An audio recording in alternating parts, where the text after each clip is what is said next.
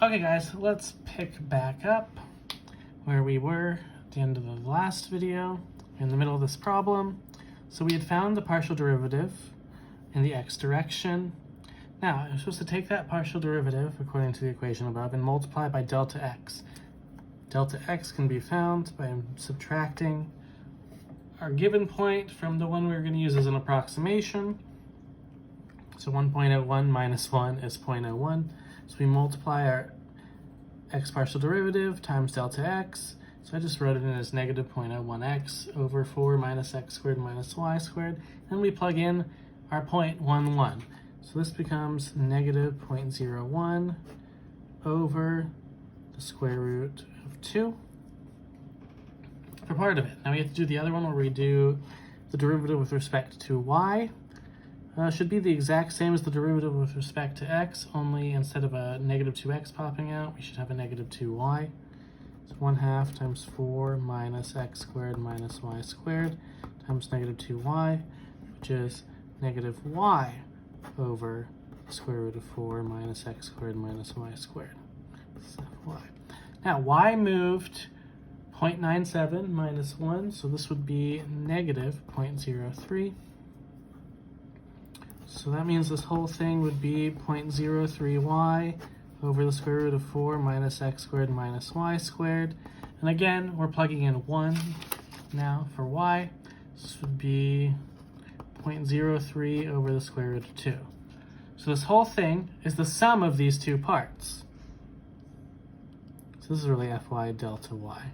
This is f of x delta x. So negative 0.01 over root 2 plus 0.03 over root 2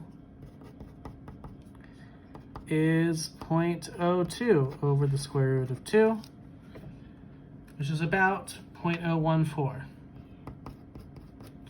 Now, if you wanted to compare this to the actual value, what you can do, you know what happens to z when we plug in 1, it ends up with the square root of 2. That when we plug in 1.01 and 0.97, we should get a change nearing 0.014. Now, a function of 3 variables, this works the same. It's differentiable at x, y, and z, so that means you have to do 3 partials, but it still works the same way.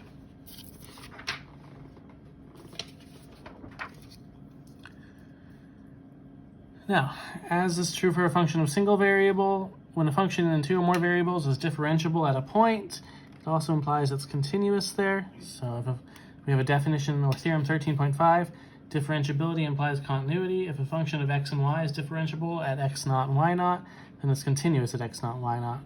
One application of the differential is error analysis. Consider the following problem. The possible error in measuring each dimension of a rectangular box is 0.1 millimeters. The dimension of the box are 50 by 20 by 15 millimeters for x, y, and z respectively. Use dV to estimate the propagated error and relative error in calculating the volume of the box. So we know for volume is length times width times height, which we're going to call x times y times z. So we can take the partial derivatives.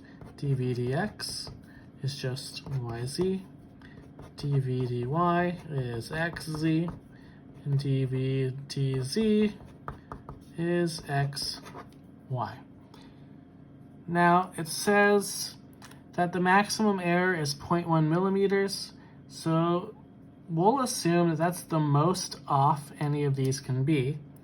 So delta v is going to be the x partial derivative delta x plus the y partial derivative delta y plus the z partial derivative delta z. So we take these for our dv dx, dv dy, dv dz. So this would be yz times plus or minus 0.1 plus xz times plus or minus 0.1 plus xy times plus or minus 0.1. Now what do we know about x, y, and z? They're 50, 20, and 15 according to the problem. So y times z is 20 times 15. X times z is 50 times 15 times plus or minus 0.1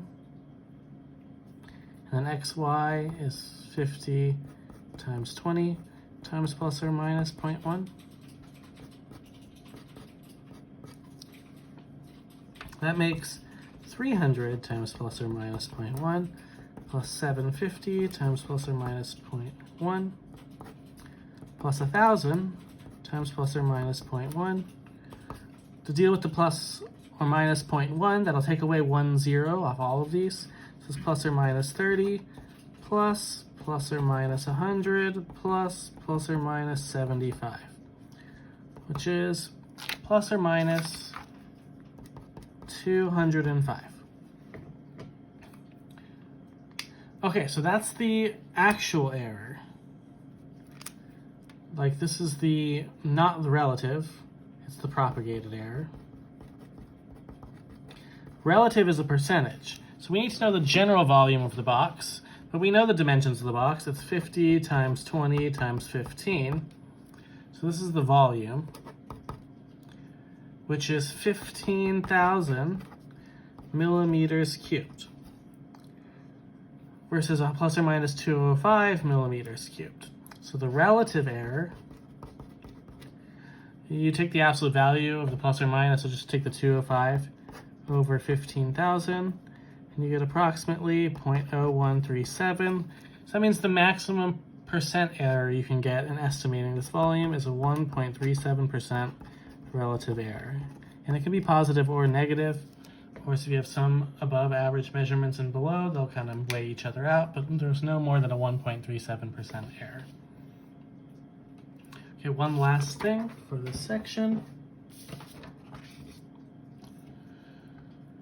For the function f of xy equals negative 3xy over x squared plus y squared, such that xy is not equal to 0, 0, and the function is 0 if xy are both 0, show f of y, show that the partial derivatives for both exist, but that f is not differentiable at 0, 0. So the xth partial derivative, so we're going to have to use quotient rule. So low d high, derivative of the top with respect to x is negative 3y minus negative 3xy. Derivative of the bottom is just going to be 2x over x squared plus y squared squared. If we clean this up, we'll worry about it in a second. It would be, so the numerator is negative 3x squared y minus 3y cubed. Looks like plus 6x squared y. So this is 3x squared y minus 3y cubed over x squared plus y squared squared. F of y is going to behave almost exactly the same. It's x squared plus y squared times negative 3x minus negative 3xy times 2y over the same denominator, which is, when this cleans up, it'll be just like this one, only it's going to be, looks like 3xy squared minus 3x cubed over this.